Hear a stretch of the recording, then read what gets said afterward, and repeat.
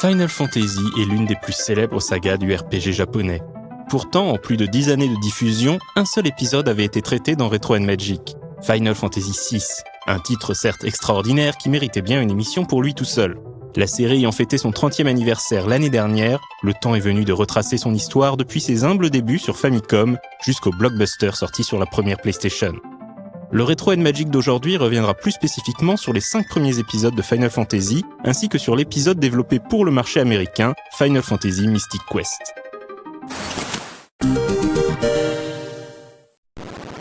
L'histoire est connue au point d'être presque devenue une légende. En 1986, la jeune société Square, fondée 3 ans plus tôt en tant que département jeux vidéo de la compagnie électrique Denryusha, fait sécession afin de devenir une entité indépendante. Mais l'aventure se révèle un gouffre financier, et à peine quelques mois plus tard, le dépôt de bilan semble inéluctable. Mais si Square doit mourir, autant qu'elle meure avec panache. Le directeur créatif du studio, Sakaguchi Hironobu, inspiré par Dragon Quest d'Enix ainsi que par la série des Wizardry, propose à l'équipe, qui compte alors 8 personnes, de créer son propre jeu de rôle. Et puisqu'il doit s'agir du dernier jeu développé par Square, il baptise le projet Final Fantasy. Sakaguchi ne se doutait pas que Final Fantasy, avec plus de 400 000 exemplaires vendus à sa sortie en décembre 1987, allait non seulement sauver Square de la faillite, mais transformer la société en perdition en géant du jeu vidéo japonais. Assez basique du point de vue visuel, quoique pas aussi austère que le premier Dragon Quest, Final Fantasy mise tout sur un système de jeu solide. Le joueur commence par constituer son équipe de 4 guerriers de la lumière, en choisissant parmi 6 classes qui deviendront emblématiques de la série. Guerrier, voleur, ceinture noire, mage rouge, mage blanc ou mage noir. Il s'agira ensuite de parcourir la campagne et divers donjons en affrontant toutes sortes de monstres lors de batailles au tour par tour, afin de restaurer les 4 cristaux magiques qui préservent l'équilibre du monde. Mais avant de faire face aux 4 entités maléfiques responsables de la corruption des cristaux, les guerriers de la lumière devront d'abord régler son compte au chevalier noir Garland, qui a kidnappé la princesse Sarah. Le scénario concocté par Sakaguchi et Terada Kenji est simple mais sait surprendre le joueur avec quelques twists bien sentis. Le succès rencontré par Final Fantasy s'explique en grande partie par le talent des personnes impliquées dans sa création. Square fera appel à l'artiste Amano Yoshitaka pour définir l'identité visuelle du jeu, lui donnant immédiatement un style bien différent de Dragon Quest. Et impossible de ne pas mentionner les musiques de Uematsu Nobuo qui parviennent à transcender les capacités limitées de la NES pour transporter le joueur dans un univers magique.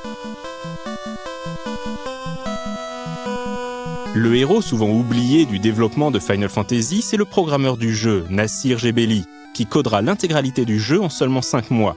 Né en Iran avant d'immigrer aux États-Unis, Gebeli s'était fait connaître au début des années 80 pour ses jeux développés sur Apple II.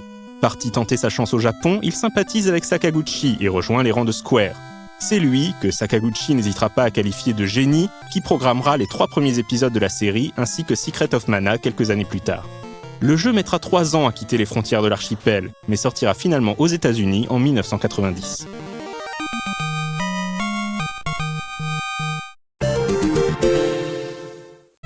Suite au succès rencontré par Final Fantasy, une suite est rapidement mise en chantier. C'est l'occasion pour Square d'expérimenter de nouvelles idées de gameplay, notamment sous l'impulsion du designer Kawazu Akitoshi, fan de jeux de rôle sur table. L'un des plus grands changements se situe au niveau du système de progression des personnages. Plus de points d'expérience et de passage de niveau. Chaque caractéristique des héros augmente indépendamment selon l'usage qu'en fait le joueur. Le jeu incorpore également un système de dialogue plus poussé baptisé World Memory, qui permet aux joueurs de retenir certains mots-clés afin de pouvoir plus tard interroger les PNJ à leur sujet. Le jeu est difficile et les combats aléatoires sont particulièrement brutaux. Final Fantasy II met en scène 4 héros principaux, Furionir, Maria, Guy et Leonard. Après avoir été attaqués par les troupes du maléfique empire de Palamessia et laissés pour morts, Furionir, Maria et Guy sont recueillis par la princesse Hilda qui mène la rébellion contre l'empire. Mais qu'est devenu Leonard ? Ce sera l'une des questions auxquelles le joueur devra répondre durant son aventure. Pour compenser son absence, d'autres personnages rejoindront l'équipe de manière temporaire à certains moments du jeu, comme Layla, la femme pirate, ou Minwu, le mage blanc. Assez controversé en raison du caractère expérimental de son gameplay, Final Fantasy II sera néanmoins un grand succès commercial lors de sa sortie japonaise. C'est également le jeu qui introduira certains éléments devenus emblématiques de la série, comme les chocobos, ou la présence d'un personnage nommé Sid. Une version américaine était prévue, mais celle-ci ne verra finalement pas le jour.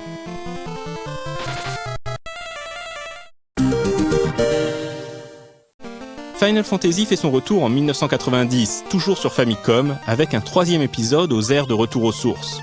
On retrouve en effet le principe des 4 guerriers de la lumière choisis par les cristaux magiques pour restaurer l'équilibre du monde menacé par le sorcier Xande, serviteur d'une entité nommée le Nuage de Ténèbres.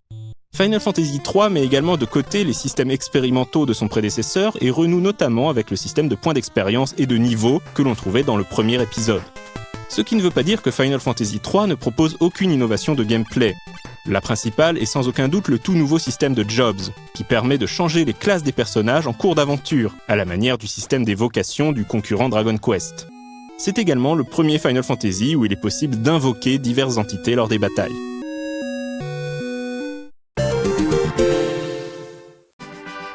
L'année suivante, Final Fantasy fait son entrée sur Super Famicom.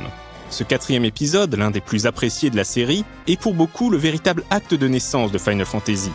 C'est en effet avec Final Fantasy IV que la série créée par Sakaguchi Hironobu trouvera vraiment sa voix, son style, en accordant notamment une place de premier plan à son histoire complexe et riche en rebondissements, mettant en scène des personnages tourmentés.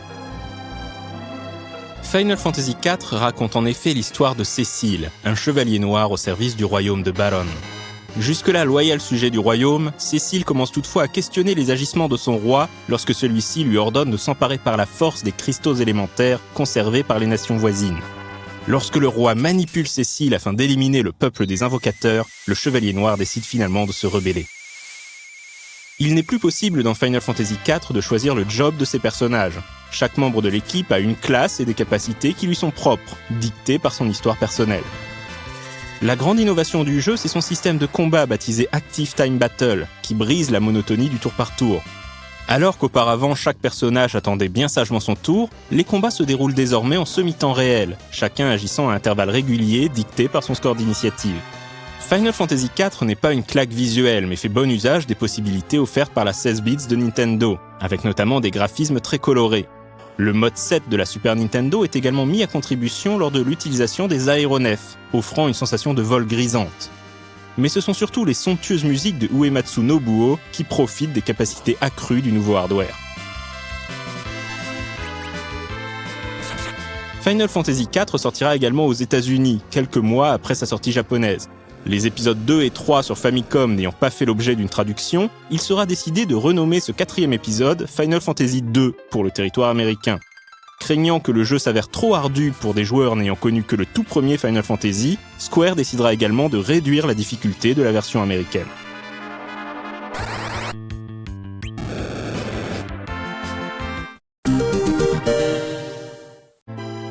C'est cette crainte que les jeux Final Fantasy soient trop compliqués pour le public occidental qui poussera Square à développer un épisode spin-off destiné spécifiquement au marché américain et ayant pour vocation d'être un point d'entrée idéal pour les jeunes joueurs découvrant le RPG japonais.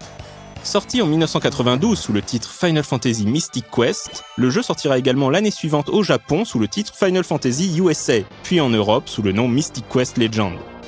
Final Fantasy Mystic Quest est donc une sorte de version très simplifiée de Final Fantasy. Pas de combat aléatoire, les monstres sont visibles à l'écran.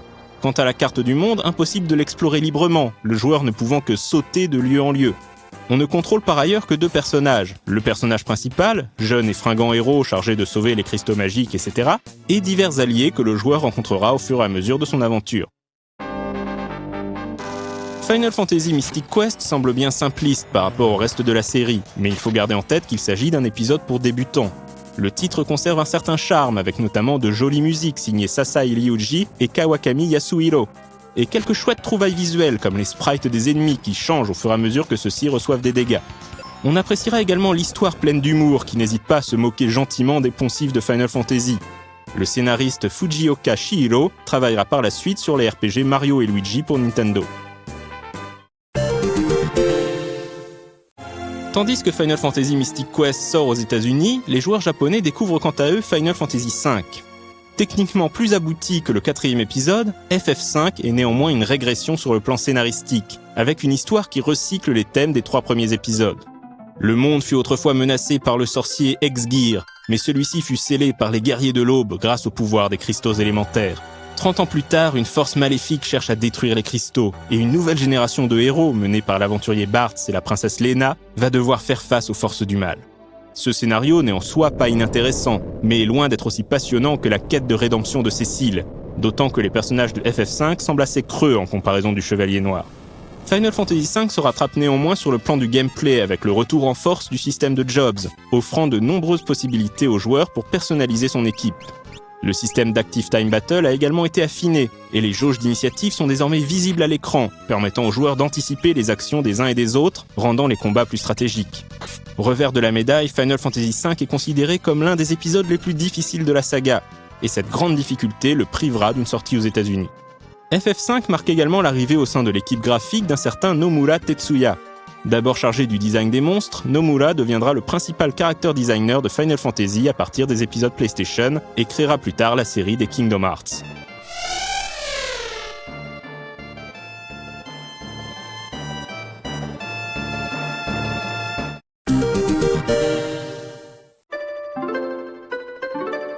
Les 3 épisodes de Final Fantasy sur PlayStation seront justement le sujet du prochain Retro & Magic. D'ici là, n'hésitez pas à vous rendre sur Noco pour revoir l'épisode consacré au mythique Final Fantasy VI.